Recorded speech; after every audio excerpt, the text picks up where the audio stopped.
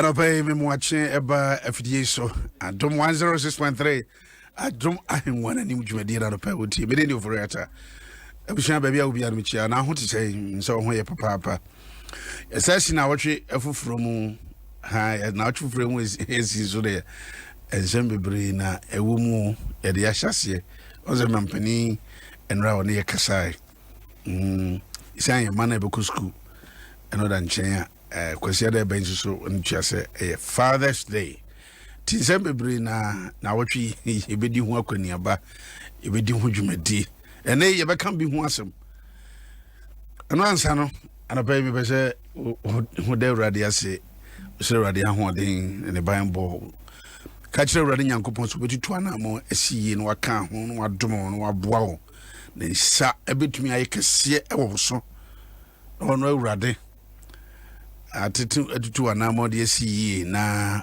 wayɛ wadom bebre tibajo abusia ebia obi agana ha amanone anopai sɛ nyankopɔn amade pa kyeme ne wa aden na yɛmfa na se yɛmfa manidin yɛnna urade ase ɛmfa ma abusua yɛnna urade ase ɛmfa ma nkrankore ɔman nyankopɔn aka yɛ ho ekopie baabi ɛnya asɛm ketwa ewu ti sɛ de insuhwie agu ɛnso nyankopɔn yɛnso mbonsi amama aka ɛnso nyankopɔn oni yɛ dini yi sɛ de tie bia no urade yɛ dini yi waka yɛ ho wadom yɛ nti anopai ɛhyɛ na wɔtwe fofrase ehia yi pa enwuma no kan asɛm bi ɛyɛ Proverbs wɔka asɛm bi na asɛm no de pa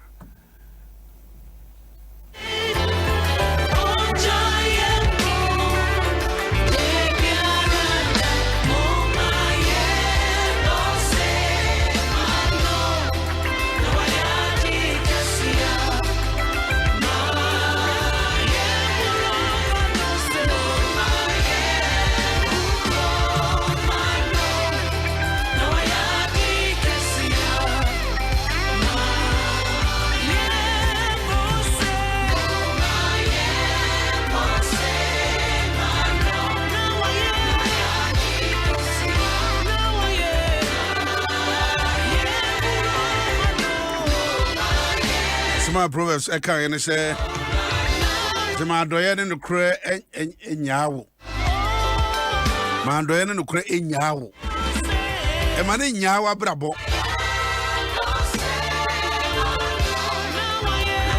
fa chichire wo kon ren wa koma pono so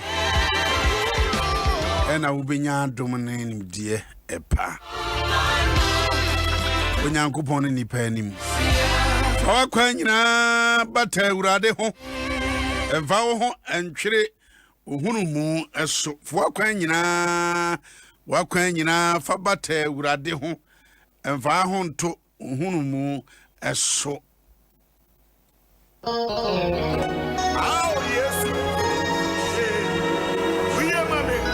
fa kwa nyina fa kwa ne bi edo tina me kan kyerɛ no pay hia yie pa sɛ me ne wo yɛ kwa urade nyankopɔn mu na yɛgya yɛ mai yɛgya yɛ adwuma yɛgya yɛ setena ba bia di na be sie kra yinim ɛhyɛ urade nyankopɔn sɛ wɔbɛkan ho no watom yɛn na waboa yɛn wahwɛ yɛ mai yɛ bɛkɔ suku urade nyankopɔn bɛka wɔ ho sɛ die yɛ wo fie no ayɛ ne wɔn wɔ hɔ no etumi monitor wo mu na wo mu kuri Rani obeka kyerɛ sɛ enye wei enye wɔ se mate si wa wɔn wɔ kro no eno di ne hia sɛ egya wɔn hyɛ Awurade Nyankopɔn sa anopai isa adwuma no se fo wakwa nyina bata Awurade ho na emfa wo ho antwere ohunu mu ɔse hunu no wakwa nyina mu fa nkora no bata Awurade ho fa adwuma no bata Awurade ho awakasa wabrabɔ bata Awurade ho pada no kɔ school fo bata Awurade ho yakwa nyina da ena no pɛ wɔ Yesu Kristo di mu otomfoɔ ɔsorosoro Nyankopɔn yɛde wase yɛ maa so yɛ kron hyɛwdi ani monyam yɛ kamfo nhyira yɛ wodia na se yɛ wodia ayeye yɛ wodia enkamfo yɛ wodia wa Awurade wahwɛ so abɔ yɛ ho ban a woyɛ ma yɛ da ne da nyinaa Ede wa se na wo hwe frɔ no wama na atoye igya ye honhom igya ye kra igya ye nipadua igya ye ma wakwani abedi hya wonsa ebra won ba be kosuku yi awurade ye hyerɛw ye bedi adi nose mask ebe kat yanim face mask ebe kat yanim kat ye hwene ne ano ebe sanitize yan sa ye bibia na so awurade nyankopɔn se wan kra ya mo ye ho ban wan kata ye so a sɛfo no betumi anya ye anopai wo Yesu di mo kwada be fie di nyina ra ye hyerɛ kaya ho bom ho ban awurade show mo amayan ko tise wo kosuku ana wo yakusie yesafa maye e wo Yesu Kristo dimo osusuru ni no e ba kro Yesu Kristo ni dimo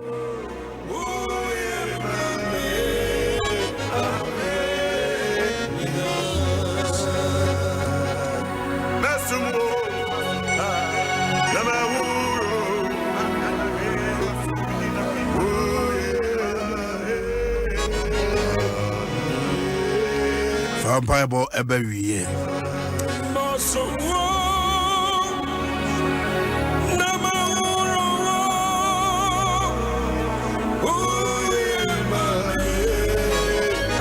Emma muntie mu awofo asem ewurade mu ayina etene Emma muntie mu awofo asem ewurade mu ayina etene iwaja ne wonani yene emra asem a edikan a boshe ewo mu na awie wiye na wona aware asasi so. Children, obey your parents in the Lord, for this is right. Honor thy father and thy mother, which is the first commandment with a promise, that it may be well with thee, and thou mayest live long on the earth. Emma, we ba.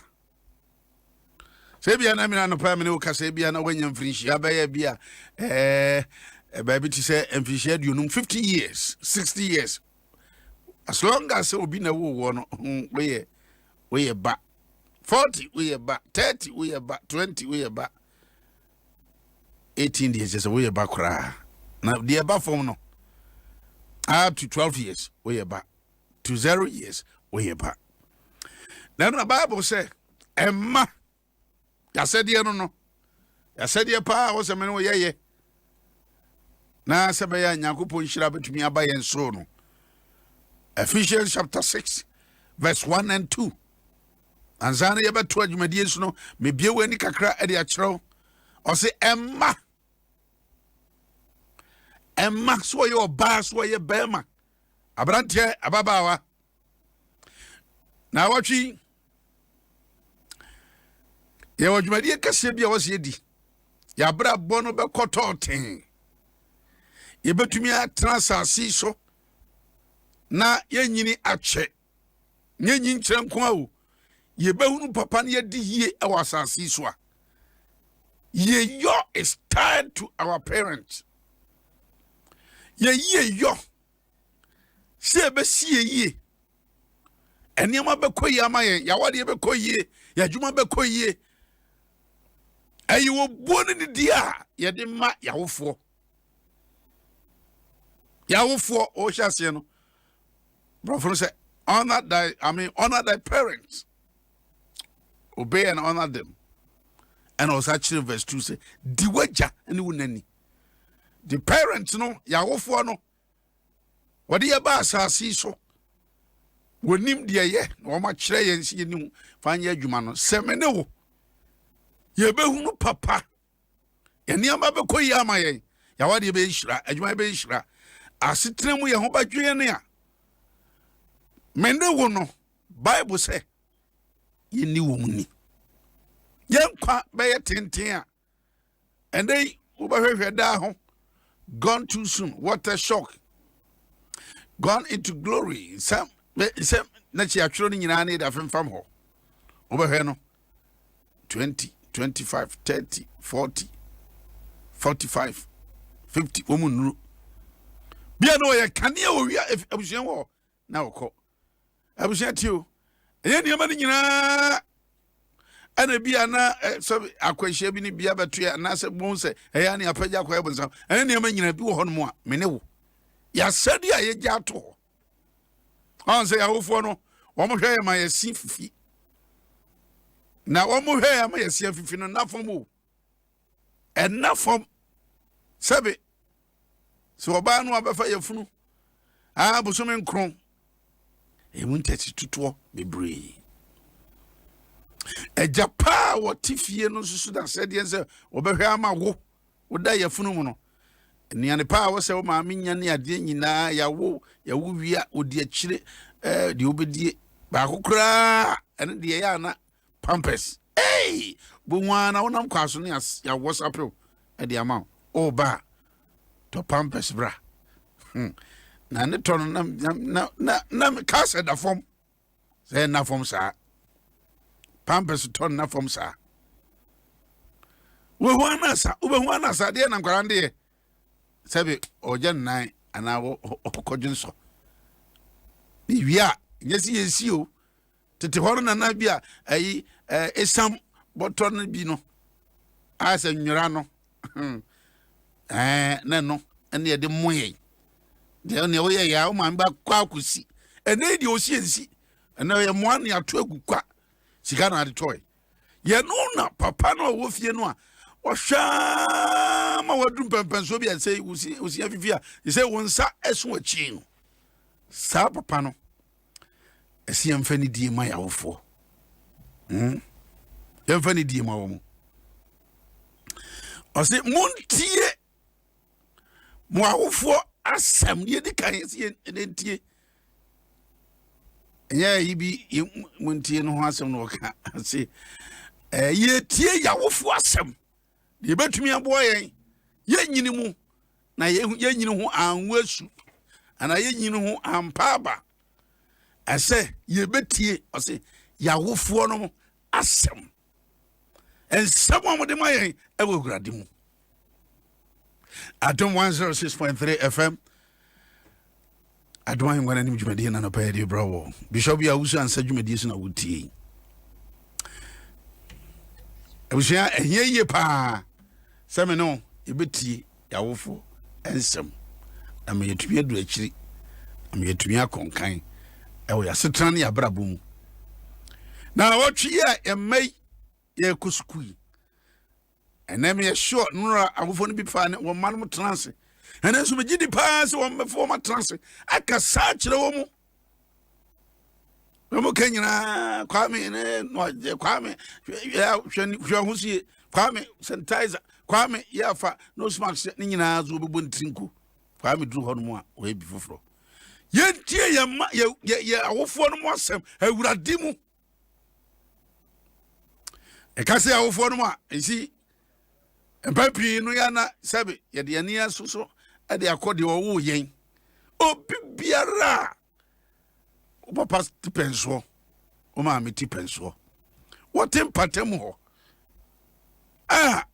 wo kasa kireo kan tete no wo wo a na wo ama patemfo brono so ofo akra ndi bibia ye enya ne bakura wo tumi twe na so ende kokotwe na so hwe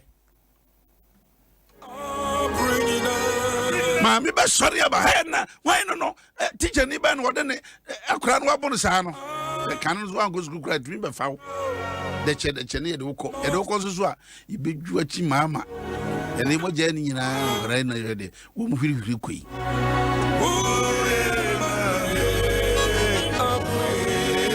Ephesians chapter 6 was it awuradimo and small de baye no yentie na Bible say was it na ye de etene was it for this is right. I am speaking this morning to Abran TV and Baba Webi. I'm saying we Jumadi ko Facebook Adom 106.3. Kohono for comment no suggestion farmer. The who no na wutie no ani obi nche. Bible says for this is right. And if the Bible says something is right, o kwetia o kan ya bedum. Karano o kan ya bedum. Bra wo hia kanea. It is right. And then you may have been pencil be a drury, where Kasa and woman ye. Hey, you ever see a child? Every boom home. For this is right. So, Diwaja, anyone any Diwaja, and they are enche. Kwasiada by a Father's Day. And Kwasiada by a Father's Day. I was here. The Bible one can say do not anywhere ja in you. Or cannot was it the word ja anyone a jan did come by. Bible said that no place you woman in order no. The man first, the father first before the mother or yes, before the mother comes. A jano ban son and naba and they are done any also now we go with my idea. On said yes, kind. Any grab my money, be some. I can ye pa na me dear mammy, and a mammy yes, and a mammy yes, can you na your fisher? Papa no. What did you must know pa? Yeah, can we say me papa. One credit me did Toby Mano. Me papa, they were yeah me pa, they were yeah me mammy pa. And they are crazy. The Bible said, Dinny. One for condition anto. Says, oh, papa, one, nurse didn't need. It can be so soft. Men, no one ya drain. Ah, papa, ya one, and I said, you ought to train. Oh, patch, I say, men for woman still. There be a way, dear, and soft with dear. One can ye. The Bible, I'm looking kind of efficient of passes 1 and 2. There was no, I mean, there is no condition. Say a beer, say, oh, papa, and no tea, never so didn't say. Yes, all chance, you know, Munni Mahufo, Munti Omansam, a radimu, and would cheer by, or say, Diwaja, and one now won't call now worry. As I see, I did the amount. Now, what to me, papa? You are from dear, or ba. Then you go pon me a coin, and from mount. Ya bia ni say ya na ya beto aso na yako ya bia ni say ya beto aso na yako alright abusia no pay we de ma bia ni akiro na fichi ochena akono ya befa no makoma e yi ato eja kura woni wan na sade ba akono mienu ni say okay nyame ya domo a mano be ko suku Omeko sku ehian sem ba ko ne kesa kire afutu abetumi aboa wo mo na maka kire se maame ba ko a ono owo ma awo ma wotiti won a responsible mother ya wo sa kire emrantie mabunu so ade Suapon Garden City University Kumasi. Yama me Krista or say mensa. Job in my watching about Adom 106.3 FM. Now I want to say so Ofori-Atta. Now me Adom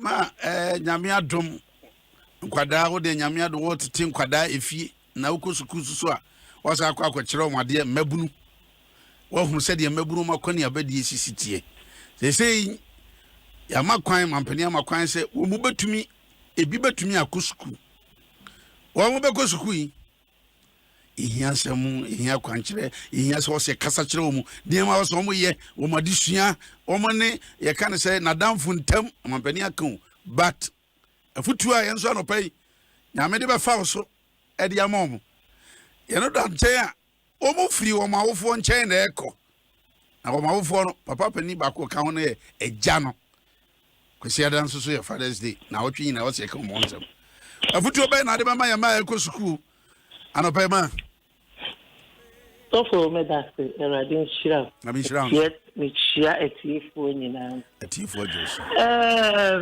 Eddie Kaino. Yabema Janum Yinamu. Yabema Janinamu. A Janum Yamamu Monejo. Yadamoase. Na se mo freya ekwe. I am shishie. I am shishie bebre sense. Yemu bebre ni jibi se ya dia no afempo na ekosoro. Na mo freya so efri enchen akọ. Awofo yam shishie won na mo fra na so yam shishie won. Nanso o mampanyini akasa na wa my assurance say what the niema agu pen awofo de ye be ye ne say ye be hwe mofra nim kran yesuro ena omusuro nanso si ye mpanifo die ye ma wo encouragement ye ni suro emfiri wo mu na eniema emofra yi hien ye ntotoma wo especially for protecting themselves. If you also ufu biya hand sanitizer kakraka ibi na abofra no nya bottle omo won ketewa ne akete nti uma no ketewa baako na wo ma no kese a esa na ohwie egum ayem hyehyia kakra e wo so onya nose mask ba kan bia ye nyina ye ka ho ye ma ne wo final year kwa no mbakro enra na ye pedibi ati o mampanyini ka so wo bekasa no na nka ye nyina ya adwene mu ne se wo bekasa wo mu nchai Mo monko. but na ofi o monko enti no ye de ye ntimi hwe mofra no so awurade na be hwe won so amaye but de ye betumi aye ne se ye be hwe nkoda ne nkran na omu de eniema agu akwam unse emofra refi o mu ho even for university for you mu yampani for omu ho ache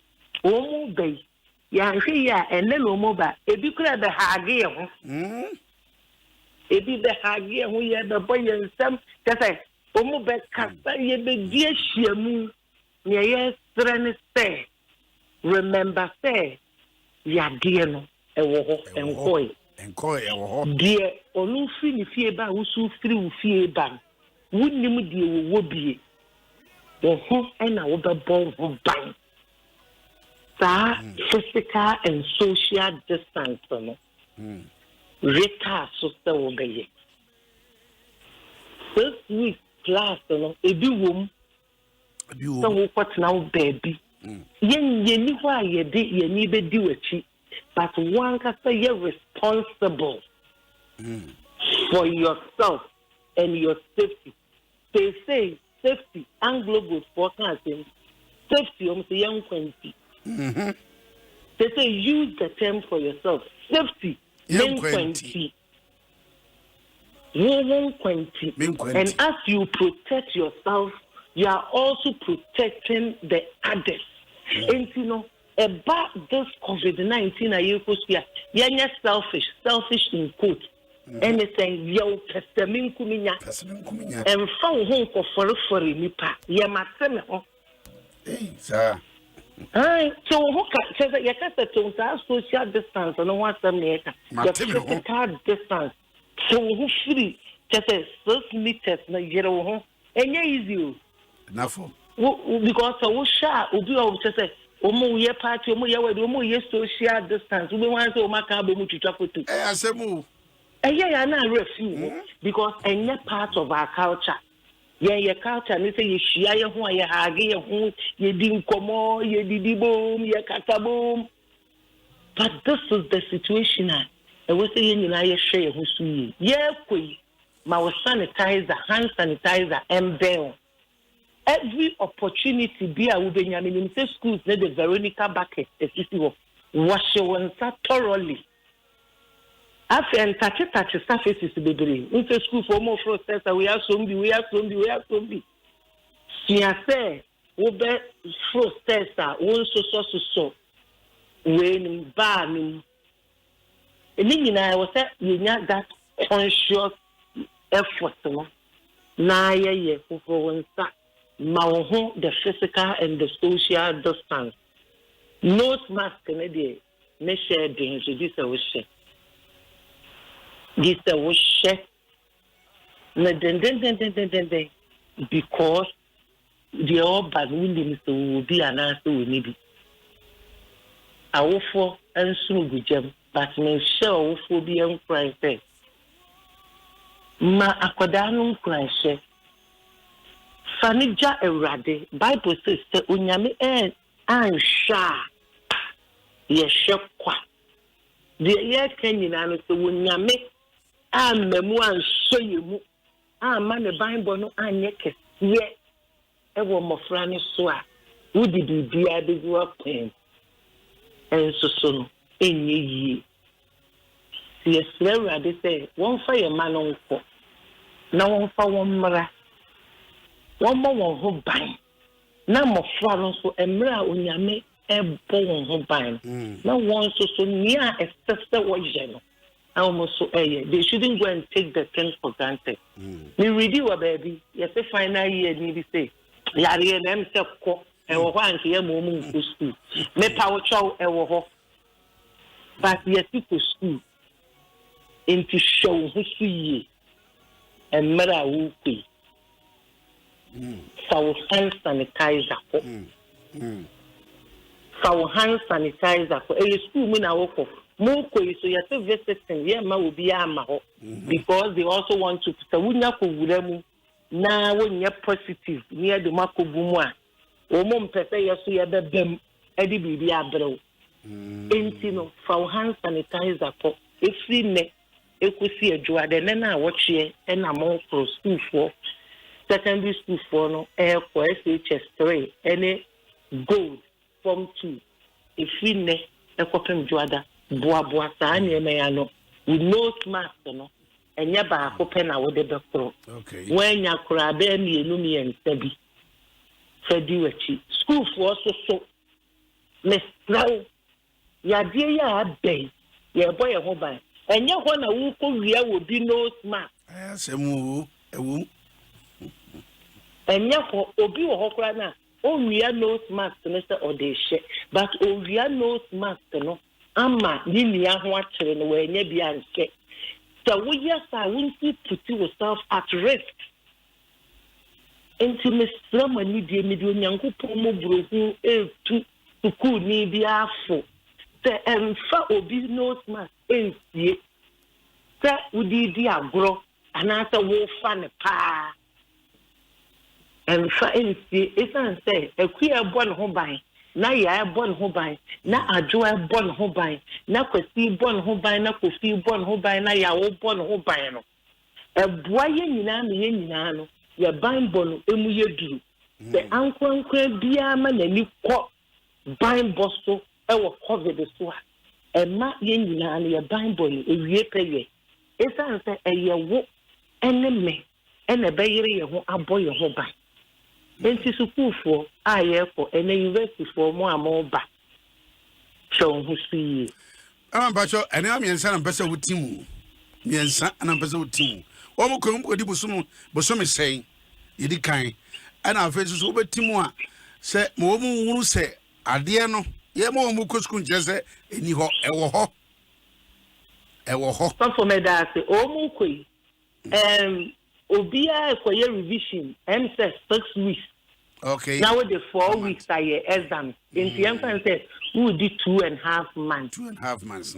It was school. Into the man of quarter. I will for and there you did 2.5 months. It was school. Or the DA question idea or classroom. Now what the being so for children suffering. Into could do 2.5 months. Into our form is throw. Sanitizer now they call just say a best son. 2.5 months. No, all I find say best son 3 months. A woman say a more thing, but yenny because time when woman go school so bosome no akia no ho. Enti a more thing. Then so yenny ho. Na yem akia no ho apem sa na kan. Bosome so because he can ankasa kura beto nsem na spa. Na bosome na bepem eso so no eso so ma akoda ne ko nose mask any sanitizer no the be last no for 3 months no na yemfa emma bofran nya de ba kwasra wo ho awufo bi enu wa wo ba besra mo won kwasra wo ba o won kwasra wo ba enti wo se wo pake no ma wo timi kro won kwasra wo ba because I don't so ka protocols no won ko en kwasra bofran enti se wo ya wo fuo yi de esese wo pake wo ho na abofra no etumi kuspi no asomdwemu na shenim crime ehu eweni mu no hwanyamesem ehyenim crime sense rather so kan ye ho baabi a ye wo bia it is not easy shabofraning crime emra wo kwi so from patro de yesa timu biem na de yen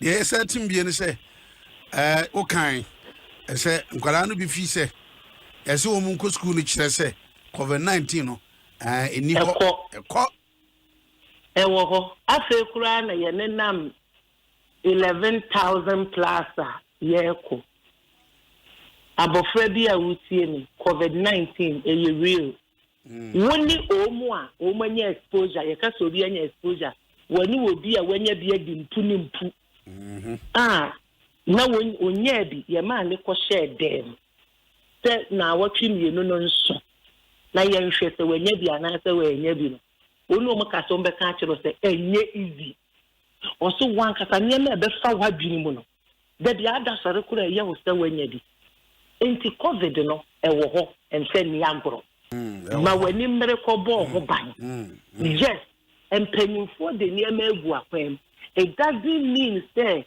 put yourself at risk mesre wani diemu ma wani na ho na bo ho ban your life is in your hands.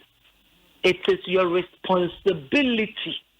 They say, baby, I agree. Obia health abeshenin sem. Who show who see ye, na creation who see ye no. And na ebema ye nyina ya fight COVID-19. And putting o yonko at risk. Me pacho si emamu space dorm no ye beti tin. Kini ama mu nyina ama anko no. Ye tete dorm ni mu ama mo. Nti ama mu nyina anko. Mesrao yakasem pawi enaso a enkodaso wadaworoma wonya nkwa na wo pe wadamfo asem wadamfo no nso pe wasem wonya ya nkwa no be ye bibia abom na nso yade na abaninti yade na abaninti yenkote ye ho okay mama bacho we de wakan nyina bonto fansa no ene sadia fo mu no yesu mo jaimu bompaye mo musima erade ya bompaye ya dawaste wosi maye nshira na wodi wa maye na nshira nso no umfa werehwo bia entua so werehwo nka erade aye wo pe say ye may ebeko school final years ni beko school na o makoto o madishia so na o mawi o mojanim na ye de mofra yimi everybody yedi ye nintimi ndi wonachi adisa wunyame wani edi wonachi ye bomb frey ye do ba wo nana si ma we bible enye kese ewo wonso abofra bi a wo ko school ye di moja ne ye ahyenso ewo ne mama so na ye declare om untouchable ye kaste the covid ehu mo frey ya in the name of Jesus Christ dinimu everybody ma wo bible no enye kese wo mo fra no so everybody ya bompa ye se mo fra no so ma wonim de a wo betumi e de ya bo won ho pan everybody mempai boni se wo ko yente asemboni bia wachire na emom wunyame wonam tiri mu poso ebe kra won abo won ho ban ye du jane ye afesuo twa won ho hia ye bowura school bia e wo Ghana ha na ye bompa ye se wonyame ban bo enye kese e wo school bia so tumi a e ka ne nko no na emofra ni ko school na yade ne bua ni akase yanka no ye dome bre na fi wo Yesu Kristo e wo Yesu dimu ni aye kan se wonyame ma homene so ma homene so wa wunim ekira de ye ne no Ewurade di anim kan ewo Yesu dinim ewo Yesu Kristo dinim na ye ma no Bible no Ewurade ye de ma amen bo won ho ban be Yesu dinim amen mama yamishira papa na me ma papa no Father's Day in advance it's ya kuma sfo nyina nso so all right obia bete nenso me majanum nyina mu na de me di jajanum ne say being a father is a great privilege okay and a responsibility it has mama it has amishra